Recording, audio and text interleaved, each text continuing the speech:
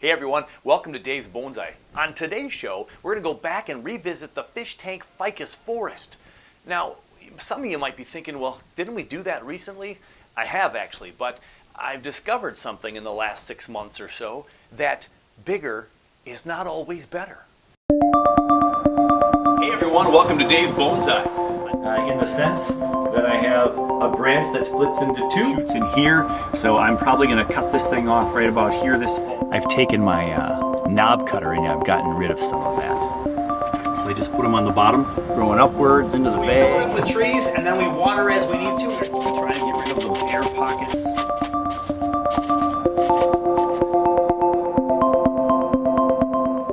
We're at the fish tank. We got the Ficus Forest on the fish tank. And the pink grow light is on, so I'm going to take that off. Yeah, there we go. A little bit better. The reason I'm going to work on the Ficus Forest today, kind of a couple reasons.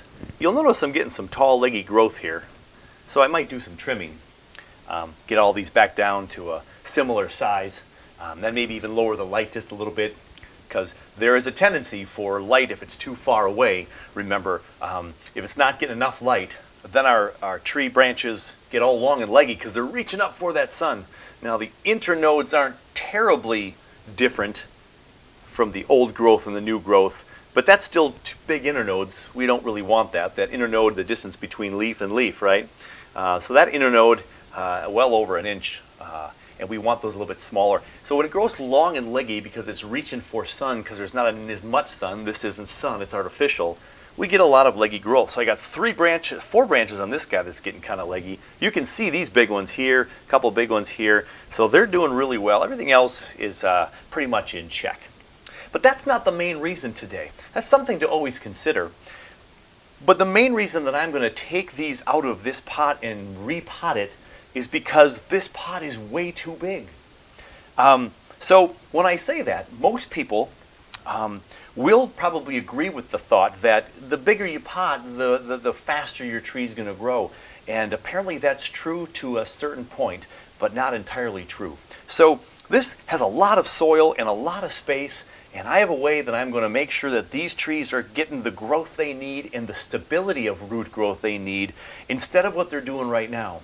And part of the reason why I know I have to do this is because the last time we tore into this, we found roots that were growing like a foot around the corner, and so I got these long, leggy growth in the roots where they weren't ramifying into a nice ramified pattern real close in. I had a couple of leaders that were just going out all long and leggy, and it's because I have this big pot. I'm pretty convinced of that now. So we're going to talk a little bit about why this pot is just too big. Here we are. I've moved it from the fish tank over to my workstation, and as you give this thing a spin, you can see I got a couple of pots in the back. I got some things that I don't need on here. These guys right here. Some succulents I'm just growing. I've got some rocks. We can take those off. And now I have just the trees. And I try to rotate this on the fish tank. It fits 2 different ways. So I get some more sun on this side, because as you can see, this side certainly has gotten a little bit more sun, or I should say grow light. But all of these are cuttings from my various ficus. I got a variegated ficus. I got a ficus in here that's the watermelon seed ficus right here. And I also have a couple of the brush cherry ficus. And I'm not sure what this bigger ficus leaved one is, but I've got several of those growing real nice. So I got like 4 or 5 ficus varieties on here. This pot is too big.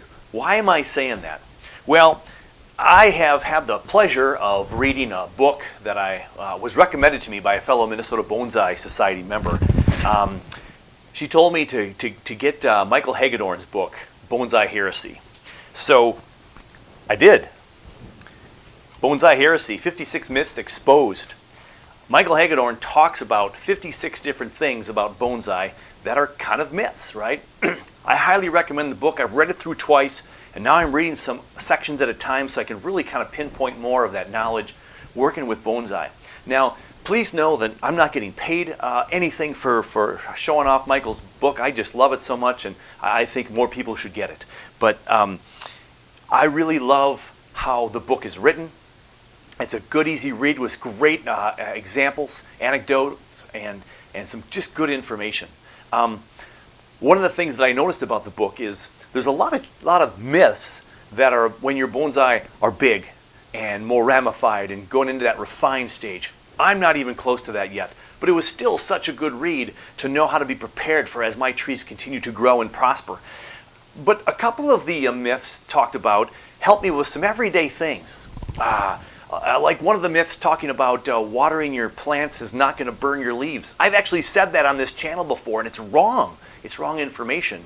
And apparently, when water is on the leaves here and the sun is coming down, and the laws of physics, the laws of the drops on the water and the angles of the sun, and it's really more of a myth. It's not really gonna. We're probably gonna get more burn from over fertilizing, or if we take our trees out after a whole 6 months inside this plant, or we might take them out to the sun, they're gonna burn, just burning. But watering them and getting one of the myths that kind of, wow, see, I heard wrong, I thought wrong, and so I like to make those corrections when I am wrong. I'm always learning about bonsai, and if you got tips for me, send them on in the thing down below, right? Write me a quick little note and tell me what you've learned and anything different. And we all have a different mentor or 2 or 3 or a master we might have worked with, a professional, and we get all kinds of good information. There's a lot of information that's mixed out there. I will say over and over again, I do not know everything about bonsai, and it's a continual journey for me, and I love every step, and I love to talk to people about bonsai to learn another thought, another way to do things. Always keep in mind, though, what you're doing at your home, in your yard, with your environment is going to change probably a lot of things. The fundamentals are still there, but what's going on with your water and how much light and shade you have in your yard and the humidity in your state, in your region, all of those factors. So what I do in the central part of Minnesota, in the metropolitan area, is going to be different than up in the Brainerd Lakes area of Minnesota or down even in Rochester, right? So pay attention to all the information and try to make it, hone it into your region. So the thing I want to talk about today was the big pot from Michael Hagedorn's book. And yeah, the general notion is if we have a bigger pot, that there's going to be more growth. But with a huge thought with that. If it's too big, it's actually going to be detrimental. So often I've put young bonsai cuttings into soil and just wanted to see how they would grow and let them grow. And as I thought back to this actual big pot and when I last repotted it, after reading this chapter, or this myth I should say, what I found out that is sometimes too big is too big. And I remembered back to pulling these guys out of here. And when I pulled these guys out of here, the roots were forever long. So let's break into these right now and we'll see what the roots look like, and then we'll continue talking about this concept. I need my tools first. Got a tray off to my side I can put the plants in and I can start digging around here. So let me get the one up in front here for you. A couple of rocks still. So when I tried to pull these out last time, I noticed I was having a tough time. And then I realized that these roots were going all over the place. All right, so there we go. So not too bad. So that root system right there, nothing big, super long and leggy. So that's good. But we'll put that off to the side for right now, and we're going to keep digging. Because I already see roots from just pulling that up that are going to probably from other trees.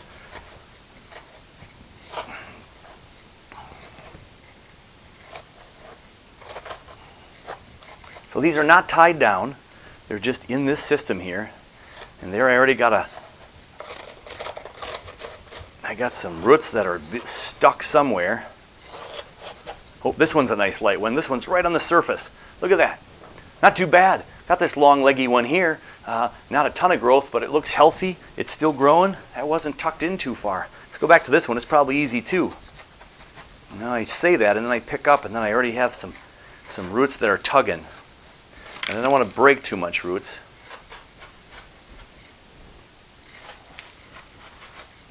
So we're getting some more examples here of the legginess now, right here. Look at this. All right. These are almost combined. They're attaching to the back side here. Let's spin it around for you folks. Here we go. I got all these trees that are trying to come up, but boy, they're just in there. And I don't even know where that one's attached to.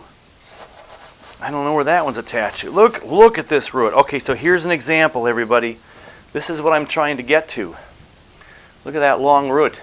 So I got a little bit of ramification up here, and this one's a little longer, this one's longer, but look at this one. And I probably broke the tip. So this one long leggy root here is not doing me nearly as much good as if this was all smaller, ramified. We'll cut that off and we'll replant that, right? And we'll talk about how we're going to change this. Because I built this thing for the top of my fish tank, so I'd have kind of a forest up there, and these are all my new cuttings. Oh, look at this. We got some really sensitive new growth right there. Big solid root with some ramifications, and I think I broke some off as I lifted it up. So, because it's so fresh, we got that real white, clean new root there. So I think I broke some of that one off. Not terribly leggy. But this guy right here, I got a root that's coming down here that's wrapping around this other tree, I think. So I'll turn this around some more. I'm just kind of reaching under with my tool and trying to get to all these roots without ripping too much out. Knowing that I'm going to cut them off anyway, but I want to show you what I'm talking about here with this root structure. It's going out to cling somewhere. So here we go. So I got this system right here. There's a good example right there. Okay? So I got kind of a leggy one here, not bad, but then this guy right here, where this nice new root's trying to form, I got some roots right there that are trying to ramify way down here. This root right here, this long root is not doing me any good. So we're going to have to cut that out, and we're going to have to repot it in a pot that's smaller that can bring these tighter. Okay, this one's okay. I'll get that in a new pot. I won't cut anything off that one, and we'll just keep it going. This one's not too bad either. Okay, so nothing too terribly long and leggy. We'll just do a slight little trim and get those things back in the soil for more growth. Let's check this guy right here. These aren't coming out just by pulling them, so I know they're connected somewhere underneath.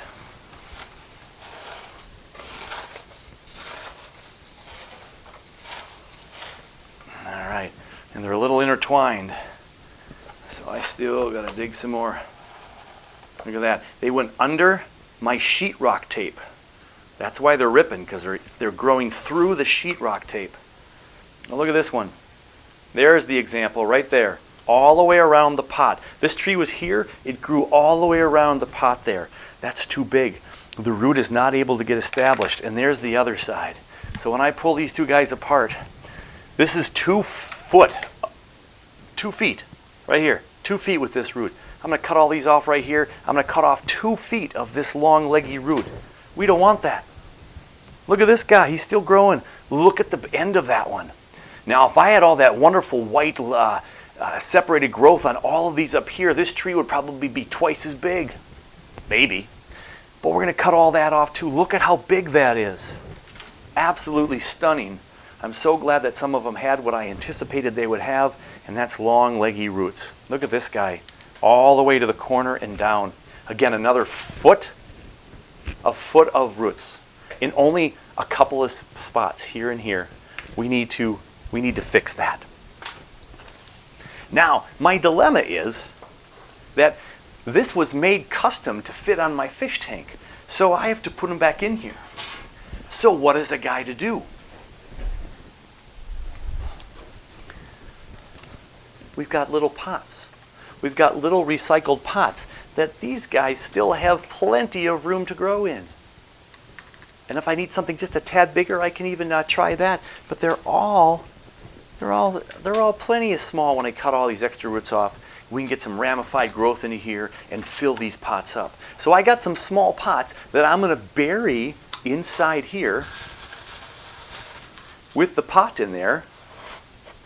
There we go. We can bury that so it's as high as this, and we can put rocks all the way around it, and you won't even see the pot. But then they won't keep growing all over the place, and we're going to have more stability with those roots. Okay, so that's what we're going to do. So this is paraphrasing Mr. Hagedorn's book here, Bonsai Heresy, myth number, what are we at? Myth number 9. Myth number 9, using bigger pots. And in this situation, what he's saying, I'm going to paraphrase here, okay? So please don't quote me as a direct quote from Mr. Hagedorn. The roots in a big pot like this might not completely dry out. There's all this moisture and nutrients and all of this soil, and it doesn't, like, if you will, starve maybe for that growth to reach out to that drying soil, to reach out to that moisture in the soil that are a couple pebbles away. So it's not, and we'll have just one growth that just goes around. And he even says in the book, he talks about how you will probably not get as good ramified roots. So literally using that language. And that's where I got the language from reading that amazing book. So we need to do some work. I'm going to recycle the soil, so I'm just going to repot them right here with this soil. I'm just going to put some soil in, put the roots back in after I cut them off, and then we'll find our design and bury them all up. Should be pretty quick. So I got to get my scissors, and we can get back to work. Here we go. We'll get number 1. We'll cut off a couple of roots and leave it at that.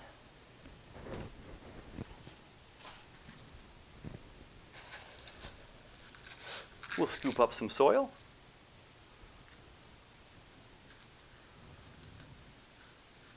We're going to put those roots in there and tuck them in a little bit.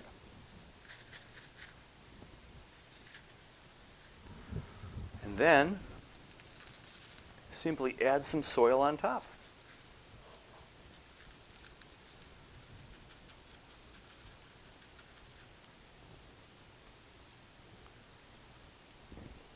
Just like that. We're going to grab our next tree.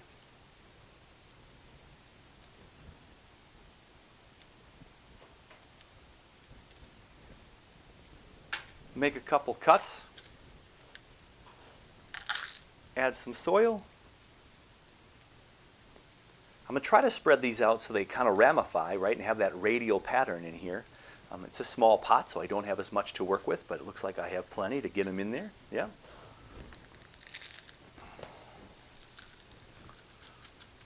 And we have our new tree. The way these roots have been growing, I'm estimating that they'll be able to stay in these pots for probably 2 years before I have to transplant them.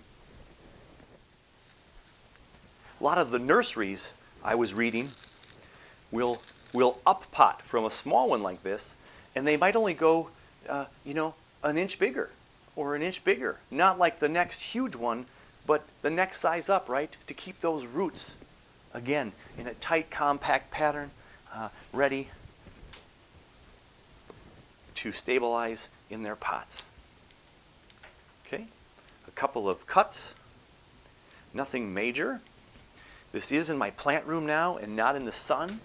We do most of our transplants of our tropical trees in the summertime, but I have had no problems in my plant room for the last 3 years with a few cuts at various times of the year,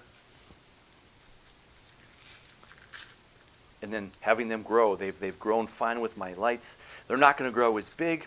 I've got very controlled situation here with temperatures and humidities, like I've said in other shows, that these guys are going to be just fine with this repot. And I'm not cutting a ton of roots off. I'm just trimming off those long ones, so it's not like a major repot, if you will. I'm going to cut this off right about there, and that's it.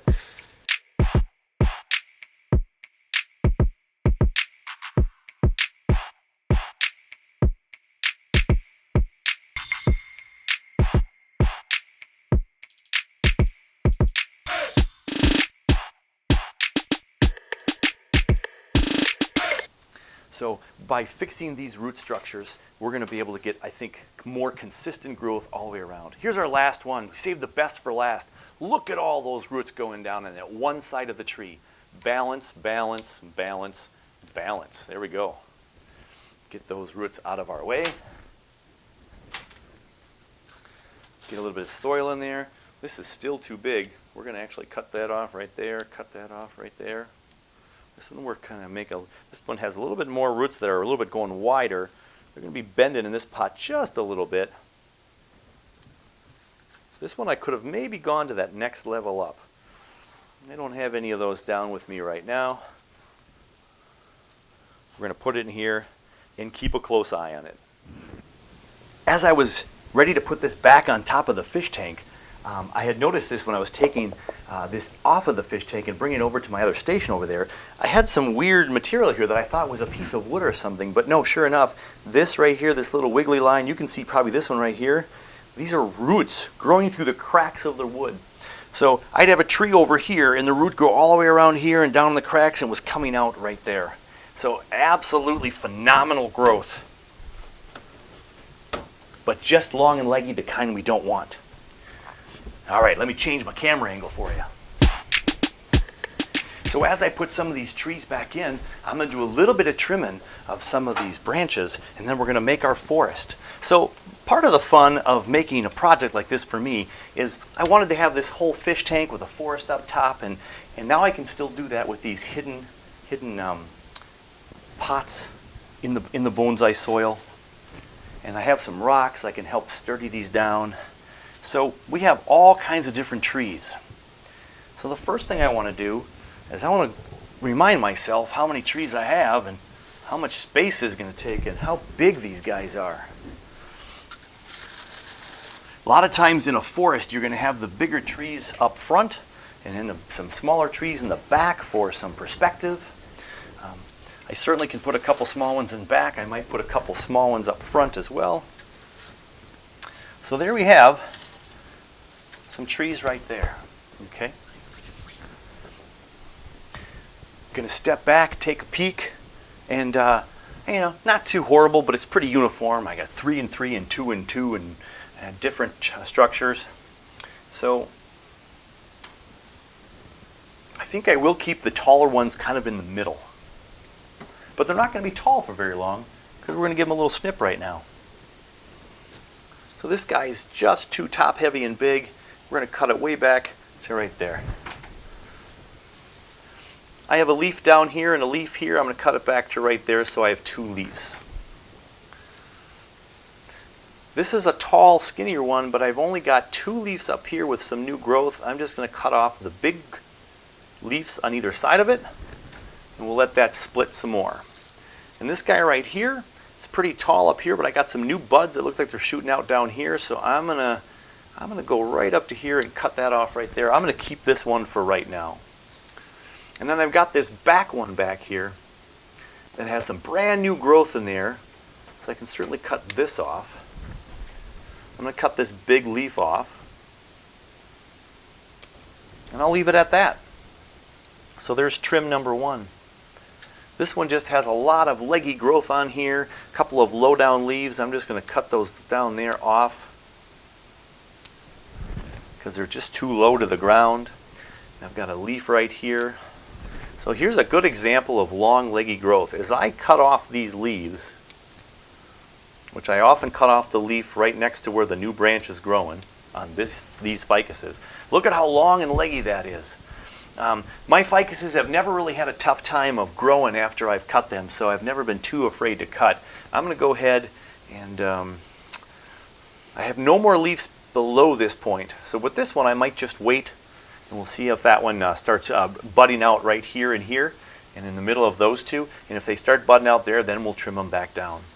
This little Y-shaped tree, he's big on 2 sides. He's got this real long new growth right here that's just super big. We don't want that much. I'm going to cut this one off right there. I'm going to cut this one off at that last leaf. This one I'd like to have at least 1 leaf, so I'll cut it right there. This is going to bring some more growth down below because all our trees typically want to grow up to the sun from the top.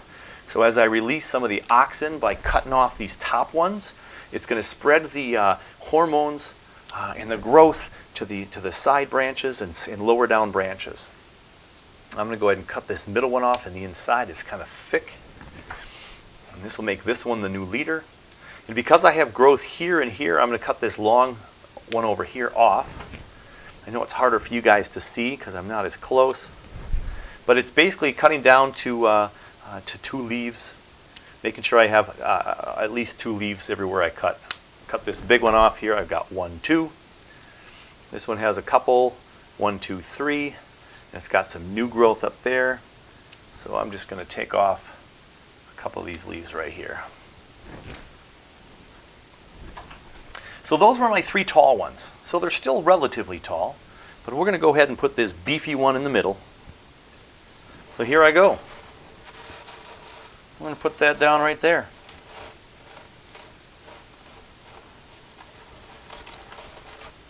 Right there. And then we'll put this one a little up closer so it's not quite a line. I don't want a line. I'm reaching down to the bottom of this. There we go. And then I don't want this one to be a line. Oh, there's another root that was left over. I'll kind of move this one over here too, up towards the front. Yeah. Okay. Now this one is my watermelon seed ficus, which is super, super thick. So we'll trim that one up here in a little bit too. I'll maybe get a close-up of that. We can put the small one back here where it is. I don't think I'm going to cut much of that one off. Well, we'll cut off a couple of leaves here down at the lower section. So again, I don't want all the growth to be wasted on all of these leaves down here. If I know there's some good places where it's shooting out, I will cut some of the bigger leaves off. I got some new growth growing right up at top, so I can cut these 2 big ones off. Anything going down, I typically will cut off. So we just trimmed it up a little bit. Nothing major.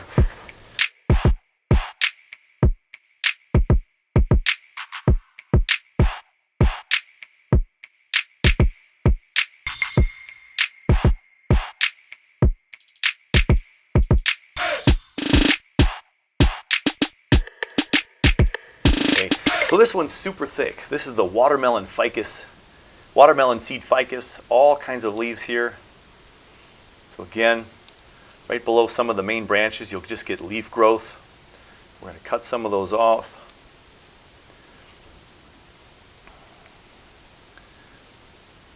So this branch right here has 2 leaves, a bigger branch, a branch that's starting there, and a branch that's starting there, and all kinds of. I'm going to go ahead up to here, right there,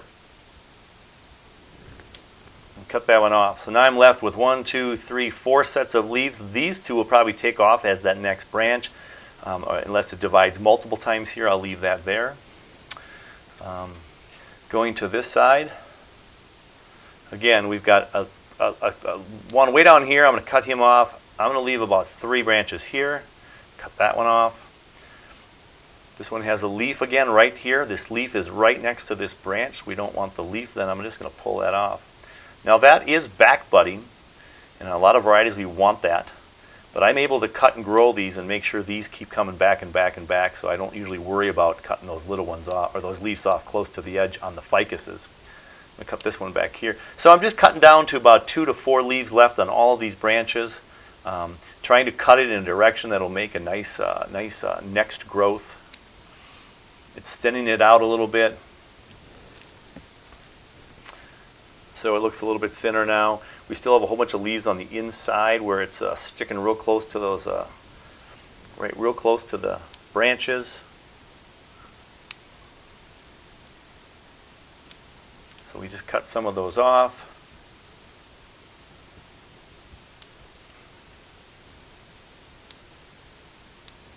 When we cut some of those off, it thins it out a little bit. So we have this little one here. I'm just going to see what it does. And we do have kind of an every other pattern here for a little bit, so we're good there. Take this little tiny one off here.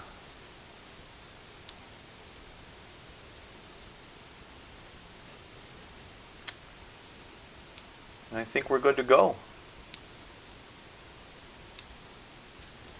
All right. So that was that big bushy one. Still got some room to grow.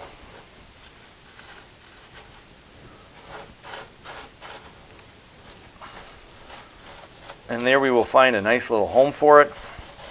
Snug in there. Clean up some of these leaves. I'm going to start burying all these plants, and we'll be back in a bit. Just outside the garage, I had a nice little tray full of soil. And then of course I have my rocks. So I'm just going to take some of my rocks, add to my landscape.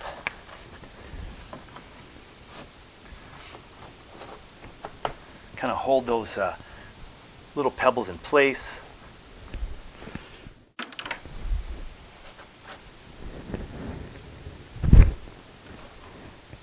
There we go.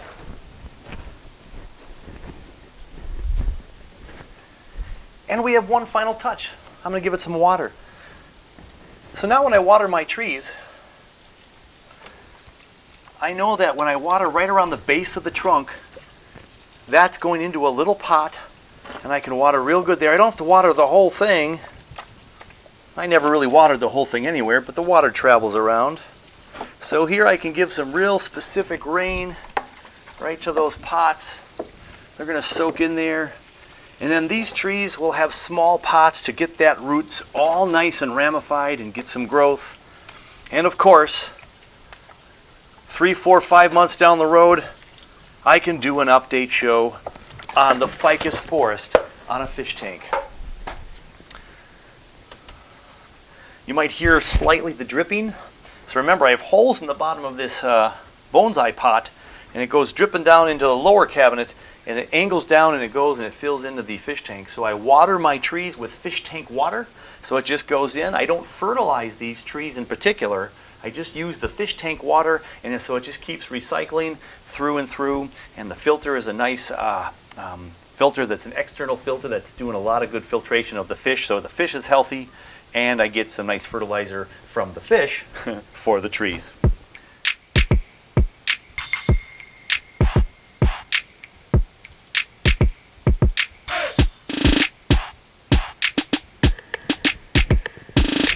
There we have it, our Fish Tank Ficus Forest.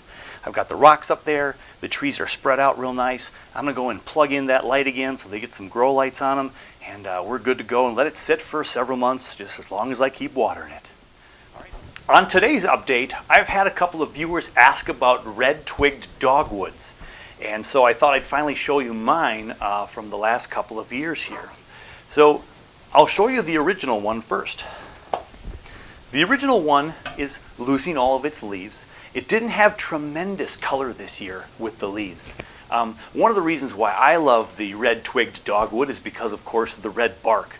And so you can see a little bit of that shade of red. It's most brilliant in the spring when it's starting to pop out for the first time.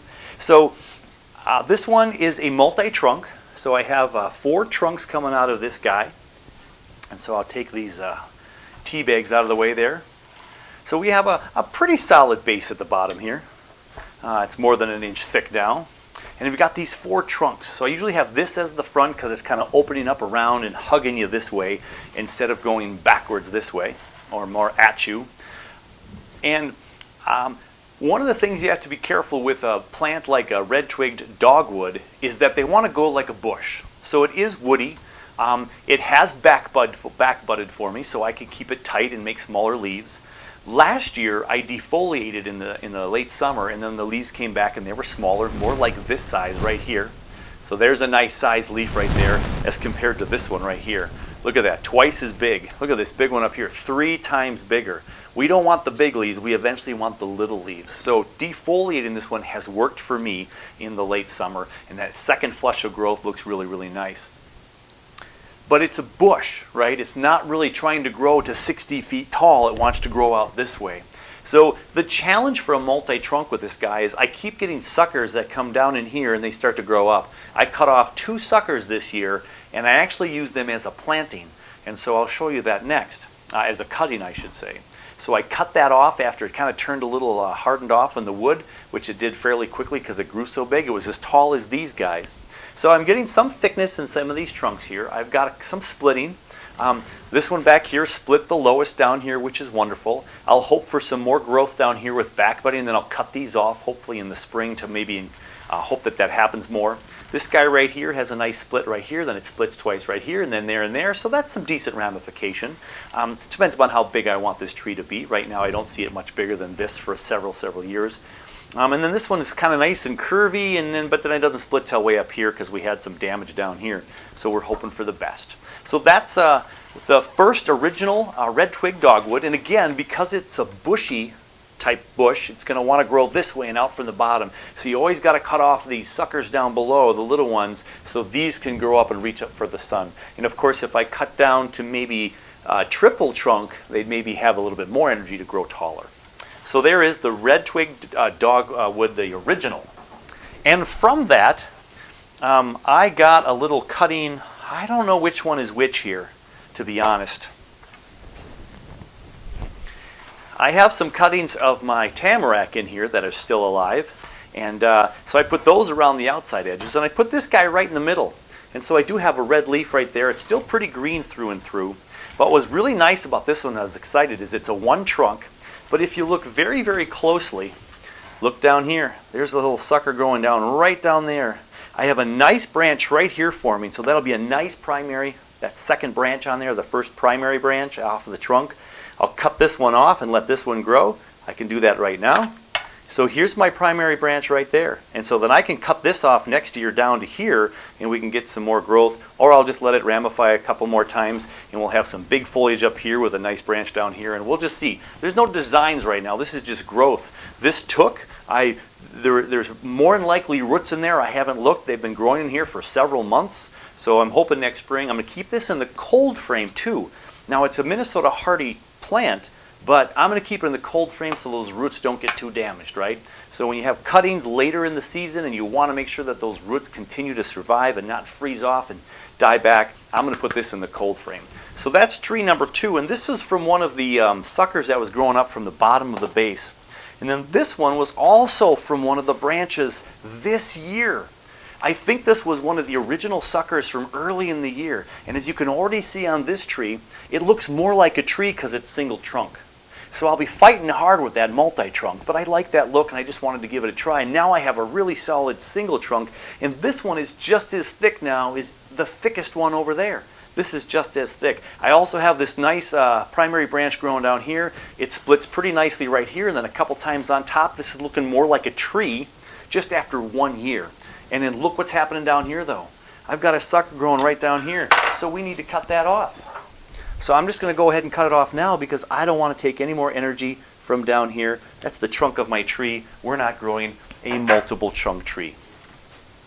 I got a root system growing right there. It's kind of came up. It's almost like an aerial root. We'll make sure those get covered up next year. But this was also a cutting from earlier this summer.